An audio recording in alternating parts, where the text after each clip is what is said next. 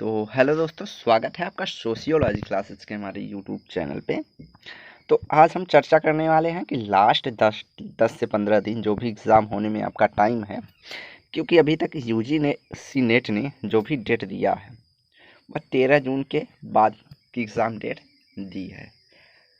तो हम लोगों का जैसा एग्ज़ाम होता है तो लास्ट डेज में ही पड़ेगा, इसलिए आपके पास 15 से 18 और 18 से 20 दिन तक है आपके पास। मान के चलिए 20 दिन तक आपको समय मिल सकता है, 15 से 20 दिन। तो हमें 20 दिन या 15 दिन जो भी हैं उसमें क्या करना है।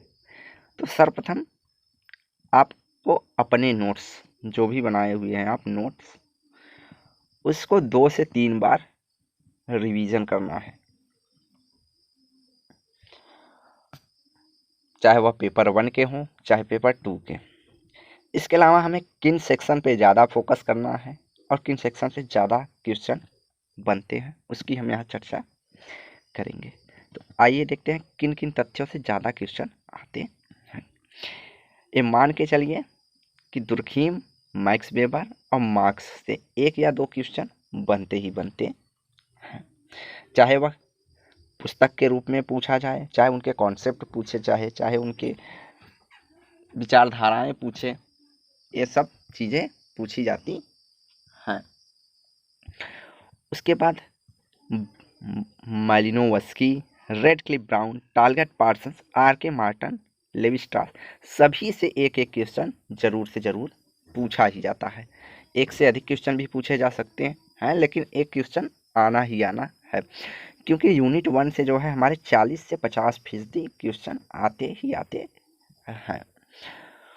उसके बाद आ जाता है हमारे पास G H. Mead, Karl मैनहीम, Alfred shoots, गार्फिंकल और इरविन गॉफमैन और गिट्स। इन सभी से भी 1 से 2 क्वेश्चन जरूर से ज़रूर बन के आते हैं।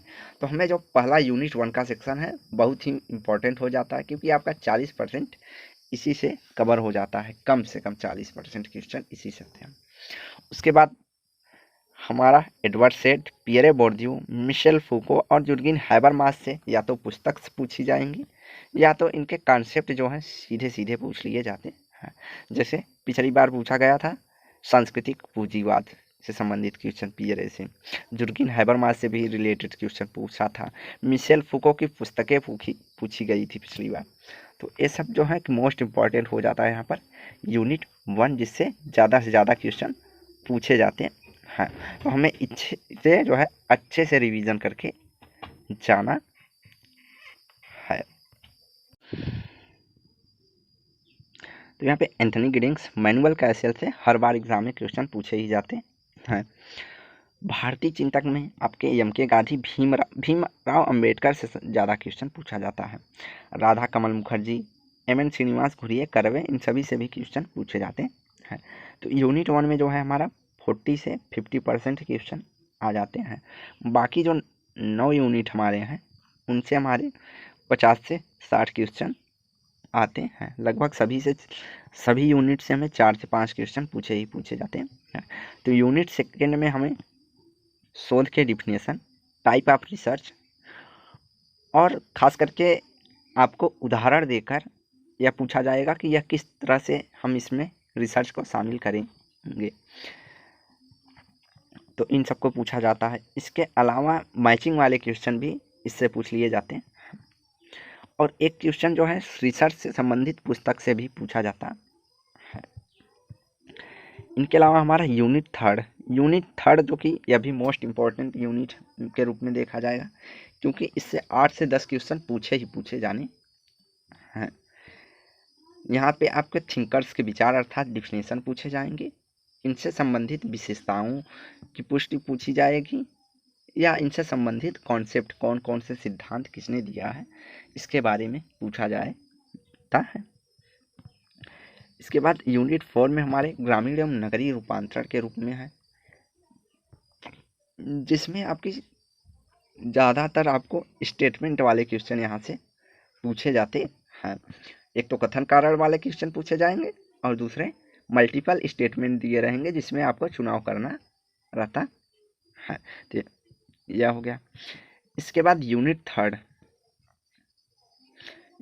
थर्ड में जो है भ्रष्टाचार, लिंग और विकास, डेवलपमेंट, अभिशासन और अधिकारी तंत्र, इन ये जो है मोस्ट इम्पॉर्टेंट जो है पॉइंट है जिनसे ज़्यादातर क्वेश्चन बनते हैं। उसके बाद सामाजिक आंदोलनों में आपकी निजाति, विचारधारा, लिंग, इन सब से संबंधित जो है स्टेटमेंट वाले क्वेश्चन पूछ लिए जाते हैं और इनकी डिफिनेशन या तो पूछी जाएगी या तो आपको इनकी जो है विशेषताएं पूछी जाती हैं। उसके बाद विनिमय, उपहार, पूंजी, श्रम बाजार, उत्पादन विधि, बहस, संबंध, संपत्ति एवं संपत्ति से संबंध, तो इनसे संबंधित जो भी कॉन्सेप्ट हैं वह पूछ लिए जाते हैं और इनकी डिफिनेशन कभी कभी पूछ ली जाती है। जैसे विनिमय से संबंधित हमारा विनिमय और उपहार से संबंधित जजमानी व्यवस्था या सिस्टम से की डिफिनेशन पूछ ली जाती है। उत्पादन विधियों के बारे में अलग अलग थिंकर्स की क्या विचारधाराएं हैं उसके बारे में पूछ लिया जाता है। तो सभी जो है खास करके यहाँ पे जो हमारा वर्तमान में करंट अफेयर्स क्वेश्चन पूछ लिया जाता है। डिजिटल अर्थव्यवस्था और इसकी भूमिका, वैश्विक कारोबार, पर्यटन और उपभोग, ये मोस्ट इम्पोर्टेंट सेक्शन हो जाता है यहाँ पर। इसके बाद अगला यूनिट हमारा पर्यावरण एवं समाज। तो पर्यावरण समाज में सामाजिक और सांस्कृतिक परिस्थिति को किस प्रकार समायोजन किया है, किस तरह पर्यावरण में परिवर्तन हो रहे हैं और पर्यावरण से संबंधित आंदोलन, पर्यावरण से संबंधित नीतियाँ, पर्यावरण का प्रभाव, प्रदूषण या स्वास्थ्य प्रभाव, इन सब के बारे में जो है क्वेश्चन आपको स्टेटमेंट, करंट अफेयर और डिफिनेशन के रूप में पूछा जाता है।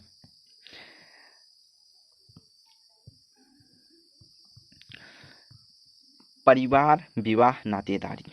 तो परिवार, विवाह, नातेदारी से संबंधित नातेदारी के टाइप क्या हैं, किस थिंकर्स ने नातेदारी के रूप में कौन सी अवधारणाएं दी हैं, परिवार के नए उभरते स्वरूप, उनकी विशेषताएं के बारे में क्वेश्चन पूछे जाते हैं।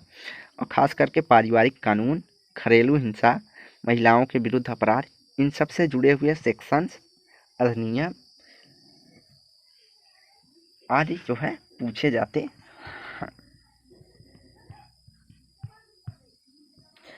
उसके बाद विज्ञान प्रौद्योगिकी समाज। विज्ञान और प्रौद्योगिकी समाज की जो है इसमें भी ज़्यादातर करंट अफेयर से रिलेट करके क्वेश्चन पूछा जाता है और अभी तक की संवैधानिक या नीतियाँ क्या क्या इनसे जुड़ी हुई हैं यह भी पूछा जाता है। भारतीय संस्कृति और सांकेतिक रूपांतरण। तो यहाँ पे संकेत और प्रतीक के डिफिनेशन और कॉन्सेप्ट पूछे जाते हैं ज़्यादातर। उसके बाद शिक्षा से संबंधित औपचारिक और अनौपचारिक इसकी भूमिका और विशेषताओं की चर्चा करती है। धार्मिक अनुष्ठान में आप सांप्रदायिकता और धर्मनिरपेक्षता से संबंधित क्वेश्चन पूछ लिए जाते हैं। तो इन सब से संबंधित कॉन्सेप्ट और विशेषताएं पूछी जाती हैं। तो आपको मुख्यतः फोकस करना है 2-3 चीज़ों पर। पहला तो आपको यूनिट 1 मजबूत करना है और अदर यूनिट में आपको डिफिनेशन और विशेषताओं को महत्व ज़्यादा देना है। डिफिनेशन, विशेषताएं और बुक्स जो है महत्वपूर्ण हो जाती हैं। इसके अलावा आपको सिर्फ जितनी बार अपने नोट्स बनाए हुए हैं उनको जितना ज़्यादा रिवीजन कर सकें रिवीजन कीजिए। तो आज की वीडियो यहीं समाप्त करते हैं। वीडियो को लाइक एंड शेयर करें, चैनल को सब्सक्राइब करें। धन्यवाद।